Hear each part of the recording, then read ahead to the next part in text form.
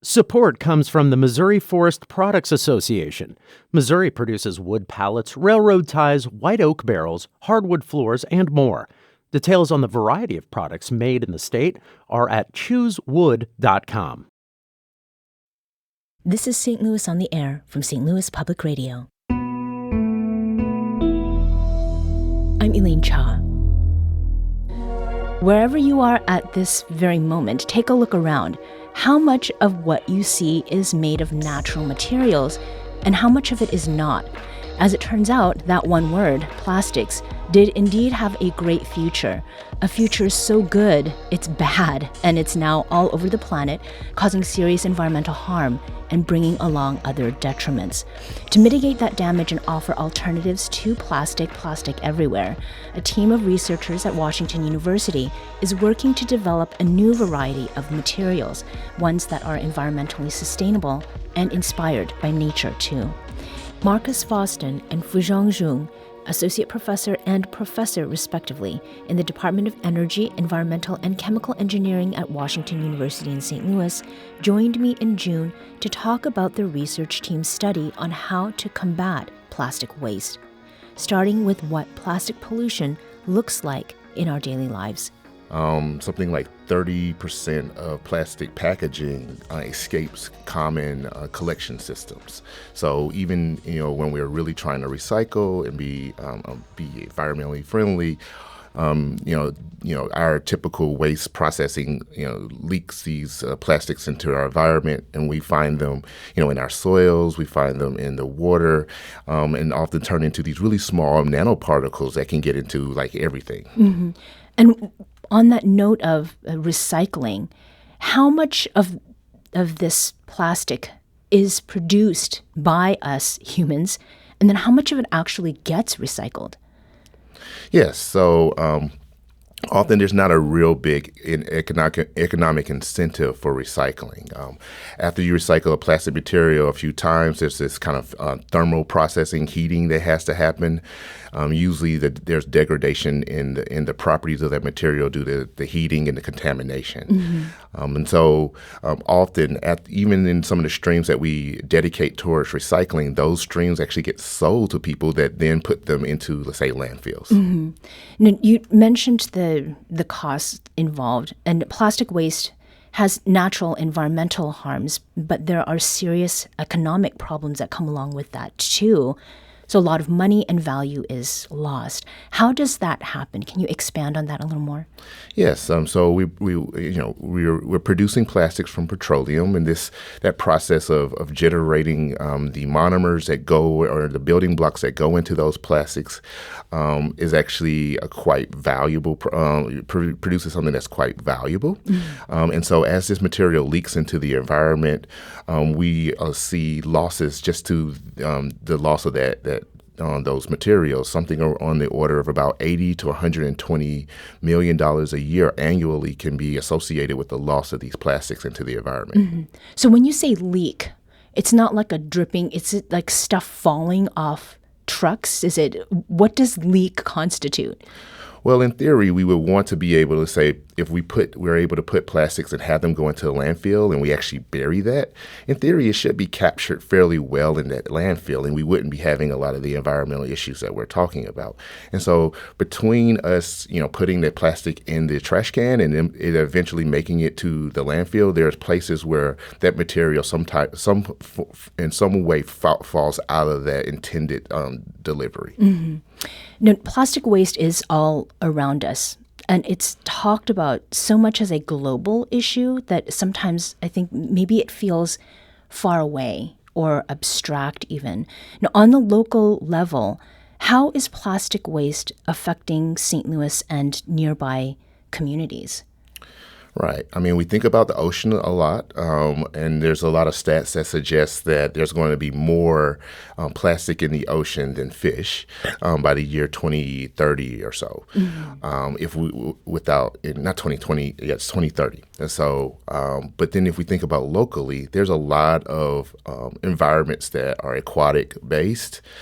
So we're thinking about the Missouri and Mississippi rivers, mm-hmm. The Great Lakes, and so we see a lot of plastic pollution that can happen in those environments. And there's even plastic pollution that we've been able to determine are in urban areas as well, in the soil, and these things make it eventually into the wildlife and then eventually into human bodies as well. Mm-hmm. Now, let's talk about the research. So, Fujung, you've been involved with this, and the central question that you and others on your research team are trying to answer is, how can we produce natural materials to replace plastics? Can you explain the scope of your research? Yes, sure. If you think about what human being has been getting materials, a century ago, before human invented plastics, we are getting materials mostly from nature, or getting materials from wood, from different agricultural products, and from other natural resources.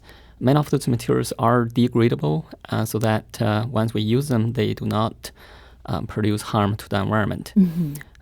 And then once we start to use the plastic, we have all these problems. Now the idea is whether we can go back to search for a new natural solution for plastics, whether we can produce these materials by nature and through a more environmental friendly way. And once we use the material, they also will be able to go back to nature, have the material degraded without causing problems in oceans, in water system, and in soil. Mm-hmm.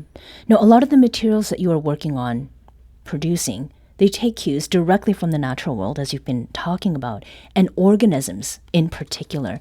What is an example of that? Right, exactly. So the microorganisms is the catalyst, if you will, that we engineered to help us produce these materials. Alternatively, we can get material from plant, but however, plant have grows really slowly. And to support the current modern society's need, we would like to have a much faster way to produce these materials. That's how we use microbes. I can give you examples. Right now, people are already using microbes to produce other type of products, such as antibiotics. And the microbes, some of them has been engineered to work so well to produce enough amount of antibiotics for the whole world, but there really hasn't been too much technology developed to make materials, which will be the next huge challenge that what we working in the center is trying to address. Yes, and from what I understand, there is a synthetic fiber that you've produced. Yes, Talk exactly. about that. Yeah. Sure. So the research in our research lab started from some natural materials that we know of. One of the best example is spider silk fibers. Spider silk fibers has a outstanding mechanical properties that people has trained to replicate using other ways, but it's turned out to be so challenging to make spider silks from other ways. And also, you cannot really farm spiders because they start to eat each other when they grow too closely. So definitely that's not the route. And other groups has been trained to produce spider silk from different species, but then all facing problems. Yeah. We have been trying to solve this problem using a new field of research we call it synthetic biology, where we genetically manipulate the microorganisms, allow the organism to learn all the tricks that nature has involved so that this bacteria can produce spider silk materials and have their properties very similar to the natural spider silk. So now we create these fibers in the lab scale and demonstrate that they have all these amazing mechanical properties that can be used for a wide variety of different applications. Mm-hmm. That sounds like the premise for another Spider-Man movie.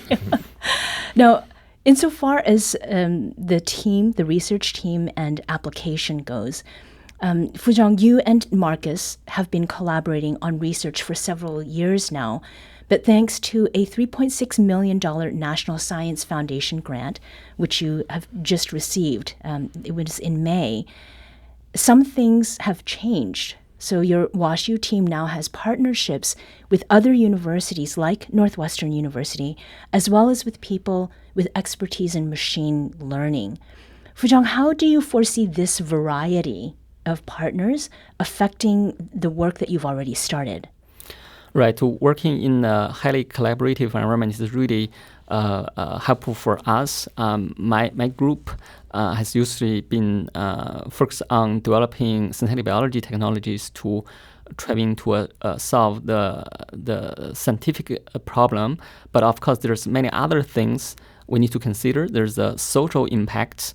Once we have this technology, what type of material we should really use it to make. Whether that will be able to bring the biggest social impact. So we have the social scientists working together with us. We also have people with strong material background that can tell us what type of material properties will be better needed and for us to design. And also, as you mentioned, we have people with expertise in machine learning, in modeling, who can much better help us design and create the best material. Mm-hmm. So working in such a collaborative environment would much efficiently improve our productivity and allow us to do many new things that just by a single group we cannot. Right, right. Now, Marcus, your research team includes supply chain experts and economists. We mentioned it's multidisciplinary, right?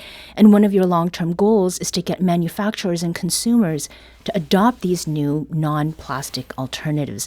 Tell us about why involving these kinds of experts is important in these early stages of research. Yes, so I teach a course on these kinds of questions, and one of the stories I like to tell is the story about the sun chip bag. So they were making sun chips, and they wanted to have a bag that was a little bit more environmentally friendly, and they made it out of a plastic that was renewable, mm-hmm. And they engineered it. They engineered it so it kept the chips from going bad. They could print on it really well, but then the consumer rejected that product. And they found out it was because it crinkled too much. Oh, it was too noisy? It was too noisy. Oh, okay. Right? And so often trying to understand the drivers and the barriers for technology adoption, even at an early stage of engineering and of understanding a material, can be very, very useful in that technology development. And so that's what we're trying to do here. Okay. That's a very vivid example. Thank you for bringing it to the everyday level. The materials that your team is producing, it has great potential for use in things like packaging, the chip bag, in construction. But one way you hope to apply the materials is in biomedicine. So give us an example, Marcus, of how a product that you can produce could work in a hospital, for instance. Yes. So these materials, not only are they biodegradable, but because they're of natural origin, they often have biocompatibility properties. And again, we're really interested in engineering the mechanics of these materials as well. And so one example is that we're working with some people from the medical school at University of Washington University to generate a new hernia mesh. Right? And so these are just implants that you might put into the body if you have a certain type of injury. And then because it's biocompatible, because we can tune the mechanical properties in a specific way, and we can 3D print these materials, maybe we can make these new types of implants. And the ability to be able to tune properties using these using DNA to design the material and using genetic engineering is something that gives us an advantage, to say, to other types of materials that are out there. Now, in this final question here, both you, Marcus, and Fuzhang, you are not from St. Louis, but you've been here for some time. Fuzhang, you're originally from China, and Marcus, you're born and bred in Georgia, right? Tell us about how you two have engaged with students and business in St. Louis and why that is a priority.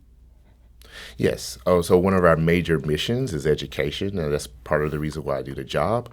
But also we are looking towards workforce development in a future where we are using biomanufacturing and genetic engineered microbial systems to produce materials. There's going to be a new set of job demands, and we want to make sure that we are thinking about what those are and how to meet those, particularly at a local level in St. Louis. The educational component, we're really interested in impacting K through 12. And so we really want to go out in our surrounding surrounding schools and really be able to deploy some of the technologies that we're doing to excite young kids. That was Marcus Foston and Fujung Zhong, two researchers in the Department of Energy, Environmental, and Chemical Engineering at Washington University. They spoke with me in June about their research on combating plastic waste.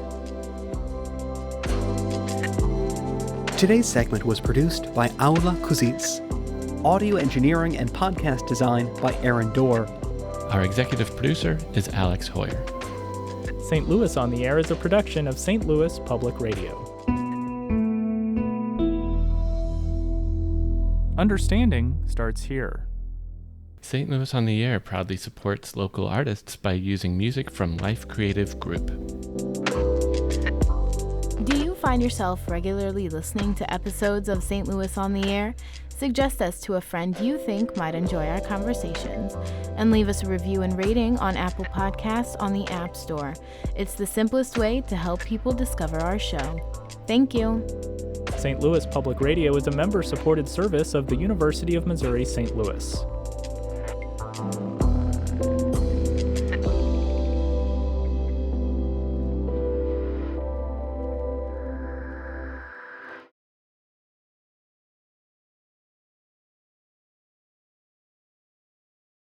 Support comes from Missouri Forest Products Association, committed to sustainable and sound conservation of the state's forests, which support more than 41,000 Missouri jobs, resulting in a $10 billion industry.